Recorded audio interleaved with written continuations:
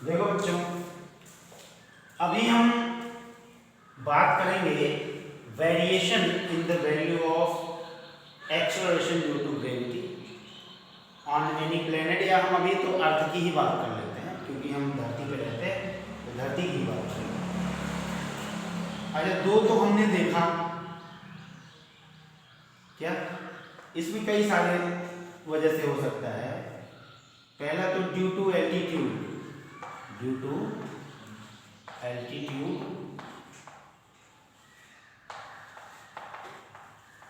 From the surface of earth, earth की surface से ऊपर जाओ, ठीक है। यानी हम देखो अर्थ की सरफेस के ऊपर बिल्डिंगें बना देते हैं या बंदरों की तरह कूदते हैं, इधर उधर बॉल फेंकते हैं, तो क्या जब हम बॉल को सरफेस से ऊपर फेंकते हैं तो हमेशा एक्सेलरेशन सेम रहेगा ग्रेविटी की वजह से, या फिर अलग अलग हो सकता है? अलग अलग हो सकता है। क्यों अलग अलग होगा? क्योंकि h की वैल्यू आप ध्यान से देखो तो बढ़ती जा रही है, जो सरफेस से हाइट है वो बढ़ रही है। अगर सरफेस से हाइट बढ़ रही है बच्चा, तो इसका मतलब है कि जो सेंटर है, सेंटर से डिस्टेंस भी बढ़ रही है। और हमने अभी भी पढ़ा है कि अगर ये अपना प्लेनेट है अर्थ, यहां से कुछ दूरी पे अगर आपने क्यू पॉइंट लिया था तो उसके लिए हमने देखा था कि यहाँ पे जो भी अपना एक्सेलरेशन ड्यू टू ग्रेविटी आता है वो क्या होता है बच्चा? वो आया था G M divided by small R square. जहाँ स्मॉल आर क्या था? वो सेंटर से इस क्यू पॉइंट की डिस्टेंस थी, यही तो थी।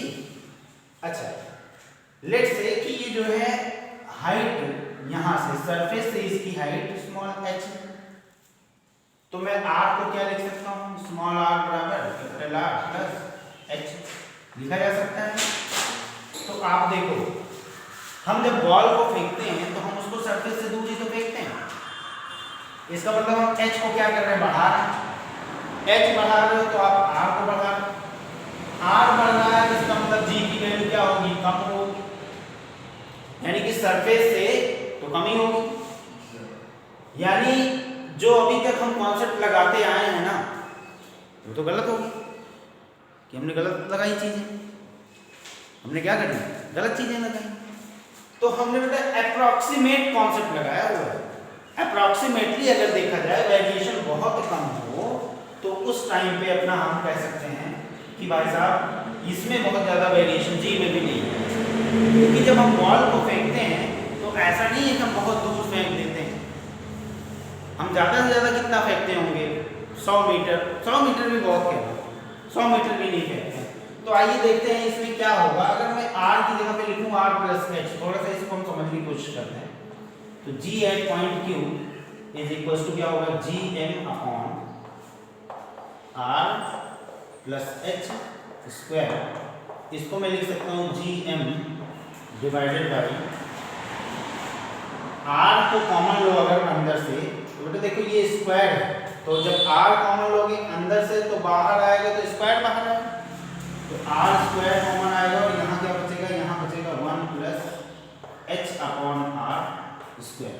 इसको मैं ऐसे भी लिख सकता हूँ, कोई गड़बड़ी नहीं होगी, G M by R square. इसको मैंने अलग कर लिया क्योंकि ये फैक्टर मैं जानता हूँ ये क्या है? Acceleration due to gravity on the surface of earth. तो ये क्या हुआ? यहाँ पे बचा क्या? यहाँ बचा 1 प्लस h अपॉन r की पावर -2, ऐसे भी लिख सकते हैं, ठीक है। अच्छा, यानी कि g एट q कितना आएगा? इसको मैं कह सकता हूँ acceleration due to gravity on surface. और ये क्या है? हमने एक पढ़ा हुआ है बायनोमियल थ्योरम। बायनोमियल थ्योरम क्या कहता है? ये कहता है 1 plus x to the power n होता है 1 plus nx plus n minus 1/2 factorial X square and so on चलता जाता है। यहाँ पे अगर रखें हम वो, तो यहाँ पे n की वैल्यू क्या है correspondingly 1 plus h by R की पावर -2 अगर करें तो 1 माइनस 2x है कि नहीं। x की जगह पे क्या है h अपॉन r और ये प्लस n -2 और -3 यानी कि हो जाएगा +3 h by R whole square and so on, ऐसे आगे चलता जाएगा।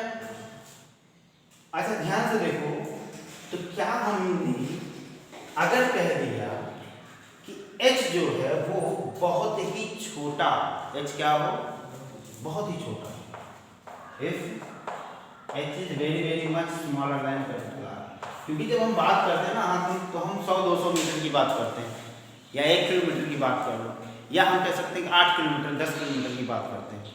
तो बेटा रेडियस ऑफ अर्थ लगभग कितनी होती है, रेडियस ऑफ अर्थ की अगर बात करी जाए तो रेडियस ऑफ अर्थ कितनी होती है अप्रॉक्सीमेटली 6400 किलोमीटर के आसपास होती है, ठीक है अप्रॉक्सीमेटली इतनी होती है। अच्छा 6400 किलोमीटर, और आपने लिया माउंट एवरेस्ट की अगर हम ऊंचाई देखें तो वो कितनी होती है 8.5 किलोमीटर, तो 8.5 किलोमीटर 6400 किलोमीटर के सामने कुछ है, कुछ नहीं। यानी कि अगर हम एल्टीट्यूड देखें तो हम कहेंगे भाई साहब ये तो बहुत ही छोटा है। अगर हम फिजिकल बात करें तो उस टाइम पे ये h जो होगा वो r से बहुत छोटा होगा, यानी h बाई r 1 से बहुत छोटा होगा। आप सोचो अगर 1 से कोई छोटा है, अगर मैं 0.5 ले लूं, इसका स्क्वायर रूट तो क्या आएगा 0.25, देखो 1 से और छोटा है। अगर इसका क्यूब करोगे तो 0.625 है, और भी छोटा हो जाएगा। तो अब कहेंगे ये छोटा होता जाएगा, तो हम इसकी हायर पावर्स को क्या कर सकते हैं, निगलेक्ट कर सकते हैं, हायर पावर्स को निगलेक्ट कर सकते हैं। तो निगलेक्ट कर सकते हैं अगर, तो मैं ये सेकंड पावर और भी जो थर्ड पावर होगी उन सबको छोड़ दूंगा, उन सबको मैं छोड़ सकता हूँ अप्रॉक्सीमेट रिजल्ट निकालने के लिए। तो यहाँ पे क्या बचेगा, इसको मैं लिख सकता हूँ 1 minus 2h by are.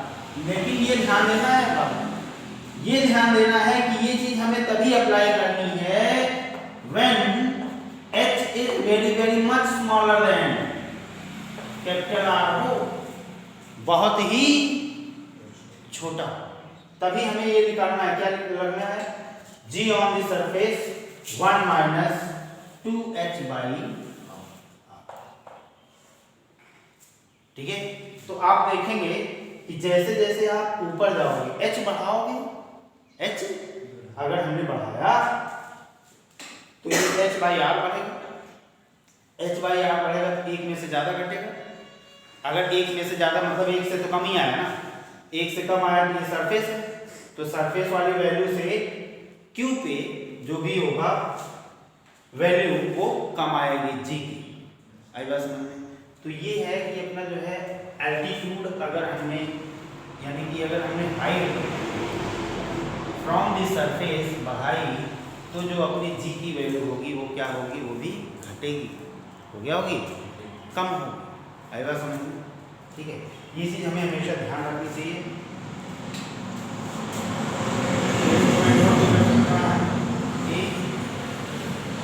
If the altitude increases,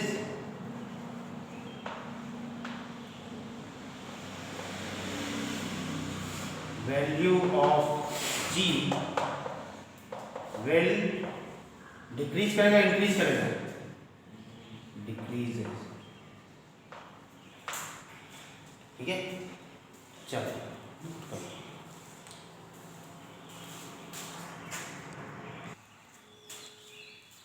अब हम देखते हैं second variation.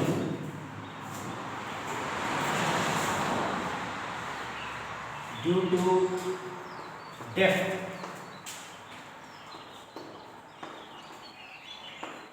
From the surface of earth.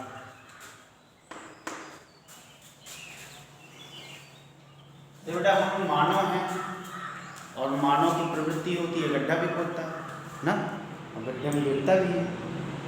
तो जब गड्ढा खोद देंगे तो क्या होगा, जी की वैल्यू में क्या असर पड़ने वाला है उसके बारे में अगर चर्चा करें तो हमने देखो जैसे कि पहले भी देखा था अभी एक्सेलरेशन ड्यू टू ग्रेविटी करते टाइम हमने जो पॉइंट लिया था P वो अंदर ही तो था।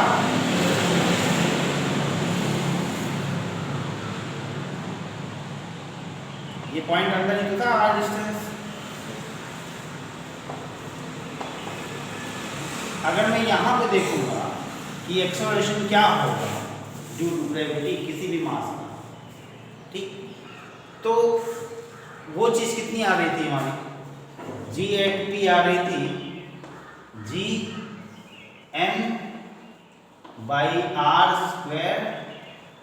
इंटू r, सॉरी r³ आ रहा है, r³ इंटू r, ठीक है। तो बेसिकली ये कैसे आया था, हमने देखा था कि G@P जब हम P पे लेंगे तो हम केवल ये इफेक्टिव मास लेंगे अंदर वाला। शेल थ्योरम के हिसाब से ये बाहर वाले मास का इफेक्ट कुछ नहीं रह जाएगा अगर बाहर वाला क्या है यूनिफॉर्म है तो उसके हिसाब से हमने देखा था कि ये क्या आएगा, ये आएगा G अंदर वाले का mass divided by small r², ठीक है। अब यानी कि G upon small r² m की value m/4/3 pi capital R³ into 4/3 pi small r³। यहाँ से क्या आया, ये कट के ये आया, ठीक है। अगर हमने इसको डेप्थ के टर्म्स में लिखे हम लेट से कि ये जो कुआं हमने खोदा है ना इसकी डेप्थ जो है गहराई from the surface of earth d है, तो स्मॉल r को क्या लिखा जा सकता है, कैपिटल R माइनस d लिखा जा सकता है। तो मैं इस चीज को क्या लिख सकता हूँ, G@P = Gm divided by r³ 1 minus d by r minus d। देखो r इसमें से अगर मैं कॉमन लूँ स्मॉल r को तो क्या बचेगा, देखो G@P = Gm/r² 1 minus d by r. What is this? Acceleration due to gravity at the surface. At the surface. And 9.8 approximately. तो हम कहेंगे Gp क्या आएगा, G at the surface 1 minus d by r. सोचो अगर हमने d को बढ़ाया, if d increases तो d by r इंक्रीज होगा, 1 minus d by r decrease होगा, और ये डिक्रीज होने का मतलब g क्या होगा, डिक्रीज होगा, है कि नहीं। इसका मतलब आप अगर गड्ढा खोद के अंदर की ओर जाओगे तो g क्या होगा, धीरे धीरे डिक्रीज हो जाएगा, धीरे धीरे क्या होगा, डिक्रीज होता जाएगा। मतलब अगर आप सुरंग खोदते हो धरती के अंदर, कुआं खोदते हो तो कुएं में जैसे जैसे आप नीचे जाओगे वैसे वैसे भी जी की वैल्यू क्या होगी, कम होती जाएगी, ठीक है। यानी हमने ये चीज देखा कि जब हम धरती के ऊपर जाते हैं, सरफेस से ऊपर जाते हैं h हाइट पे, तो क्या होता है, अगर थोड़ी डिस्टेंस ऊपर गए तब तो 1 माइनस 2h/r होता है। अगर हमने कह दिया if h is smaller than r, अगर ऐसा है तो ठीक है।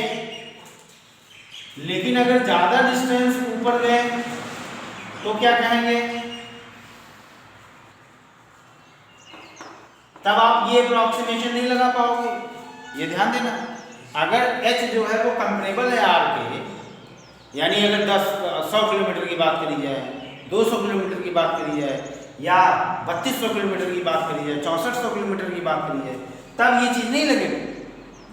ये तभी लगेगा जब h बहुत छोटा होगा, h बहुत छोटा होगा। यानी h बहुत छोटा होने क्या मतलब है कि जो वेरिएशन होगा g में वो बहुत ही कम होगा, बहुत ही कम होगा, तब ये कॉन्सेप्ट लगेगा।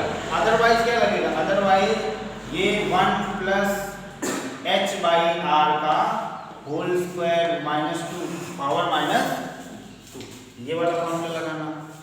If h is comparable, if h is comparable और डेप्थ पे, यानी डेप्थ में अगर हम जाएं d डेप्थ में, तो क्या होगी g की वैल्यू, वो होगी g at the surface 1 minus d by. अब ये d पे डिपेंड नहीं करता कि छोटा है कि बड़ा है, कुछ भी होगी। अब सोच, अगर हम गड्ढा खोदते गए, कुआं खोदते गए, कुआं खोदते गए, कुआं खोदते गए, गहराई में उतरते गए, तो किस डेप्थ पे ये जी 0 हो जाएगा। देखो d बराबर आ रहा 0 आ जाएगा, तो हम कहेंगे भाई साहब at d equals to r क्या हो जाएगा, g एट d हो जाएगा 0, है कि नहीं। इसका मतलब है कि अगर हम गड्ढा खोदना स्टार्ट करेंगे तो धीरे धीरे धीरे धीरे धीरे धीरे जी अपना क्या होगा, कम होगा। अब सोच, अगर मैं क्या करूं, इस गड्ढे को ऐसे आर पार बना दूं, इस गड्ढे को आर पार ऐसे बना दिया जाए तो क्या होगा। चलिए आइए देखते हैं इस पे थोड़ा सा।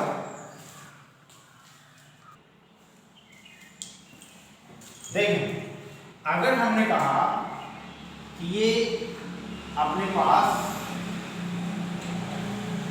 अर्थ है और अर्थ के ऐसे बीचों बीच हमने एक टनल खोदी, क्या खोदी, टनल खोदी होगा, ठीक है। अगर हमने ये टनल खोदी जो कि आर पार करे और सेंटर से होके जाए, ठीक है, तो आप क्या देखोगे, अगर यहाँ पे कोई एक बॉल रखोगे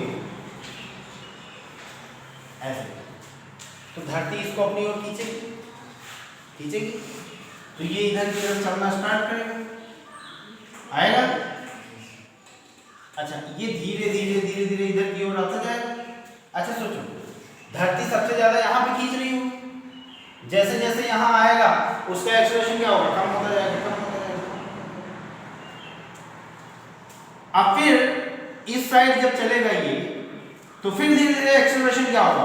अब यहाँ पे एक्सेलरेशन तो कम होता आ रहा है, लेकिन क्या यहाँ पे बॉल आके रुकेगी क्या, यहाँ पे आई तो क्या यहाँ पे बॉल आके सेंटर पे रुक जाएगी, क्योंकि एक्सेलरेशन 0 हो गई, रुकेगी, बिल्कुल नहीं रुकेगी। क्यों नहीं रुकेगी, क्योंकि यहाँ पे अगर हमने जस्ट छोड़ा ही था, v0 था, एक्सेलरेशन तो कुछ ना कुछ था, लेकिन जब यहाँ आएगा बेटा तो v0 अब नहीं रह जाएगा, क्योंकि जब एक्सेलरेटेड होता है ऑब्जेक्ट तो उसकी स्पीड धीरे धीरे धीरे धीरे धीरे धीरे धीरे धीरे बढ़ती है in the direction of acceleration. Acceleration का तो काम ही यही होता है कि वेलोसिटी को अपनी डायरेक्शन में लेके आना, बढ़ाना, है कि नहीं, अपनी डायरेक्शन में वेलोसिटी को बढ़ाना। तो ये क्या करेगा, जब सेंटर पे पहुंचेगा तब तक तो इसके पास स्पीड आ रही होगी, यहाँ से आई, यहाँ तेज हो जाएगी, फिर जब आगे जाने लगी अब फिर एक्सेलरेशन क्या होगा, जैसे धीरे धीरे धीरे धीरे बढ़ता जाएगा, इधर की ओर बढ़ेगा एक्सेलरेशन, अंदर की ओर, किधर की ओर, अंदर की ओर, फिर ये धीरे धीरे धीरे धीरे यहाँ पे मैक्सिमम हो जाएगा, यहाँ पे मैक्सिमम हो जाएगा। और अगर इसके अलावा अगर इस पे कोई फोर्स नहीं लग रहा हो तो मैं क्या कहूँगा, हम कहेंगे कि जितनी स्पीड से आपने यहाँ छोड़ा था उतनी ही स्पीड यहाँ पे हो जाना चाहिए, by the conservation of mechanical energy, है कि नहीं। तो हमने कहा मैकेनिकल एनर्जी का कंजर्वेशन अगर ये फॉलो करता है तो ये बॉल अगर यहाँ 0 से स्टार्ट करी थी तो फिर से यहाँ पे आके रुक जाएगी, फिर से यहाँ पे रुक जाएगी। अब एक्सेलरेशन अंदर की ओर हो गया, अब फिर ये यहाँ से चलना स्टार्ट करेगी धीरे धीरे, फिर खींचेगा सेंटर की ओर, फिर ऐसे जाएगा, फिर यहाँ पे वेलोसिटी मैक्सिमम होगी, यहाँ पे वेलोसिटी क्या होगी, मैक्सिमम, फिर यहाँ जाएगी, फिर रुकेगी, फिर चलेगी। क्या ये ऐसे चलती रहेगी? बोलो, चलती रहेगी ना। तो सबसे कम एक्सेलरेशन यहाँ हो गया 0 पे। अच्छा, जब ये वाला हमने कंडीशन देखा ना, तो हमें एक चीज याद आई, यहाँ पे एक्सेलरेशन मैक्सिमम है, यहाँ पे भी एक्सेलरेशन मैक्सिमम है, यहाँ वेलोसिटी 0 है, यहाँ वेलोसिटी 0 है, यहाँ एक्सेलरेशन 0 है, वेलोसिटी मैक्सिमम है, ठीक है। हमें एक मोशन याद आया SHM। क्या चीज? SHM में भी बेटा कुछ ऐसा ही होता है, जैसे आपने झूला झूलते हुए देखा, झूला जैसे मान लो कि अपने पास एक पेंडुलम है, ठीक है। इस पेंडुलम को ऐसे थोड़ा सा आप डिस्प्लेस करो तो ये ऐसे आता है नीचे, ठीक है। तो यहाँ पे इसको रुक जाना चाहिए था, लेकिन ये रुकता नहीं है, ये और ऊपर जाता है। क्यों रुक जाता है? क्योंकि इसके पास वेलोसिटी आ जाती है। अगर हम इसकी ढंग से देखें तो यहाँ पे क्या होगा, इस पे फोर्स 0 हो जाता है, mg नीचे की ऊपर की ओर लग रहा होता है, लेकिन इसकी वेलोसिटी की वजह से ये क्या करता है, इधर की तरफ जाता है, फिर आता है, ठीक है। तो अभी हम आगे पढ़ने वाले हैं कि ये SHM टाइप का होता है, ठीक है।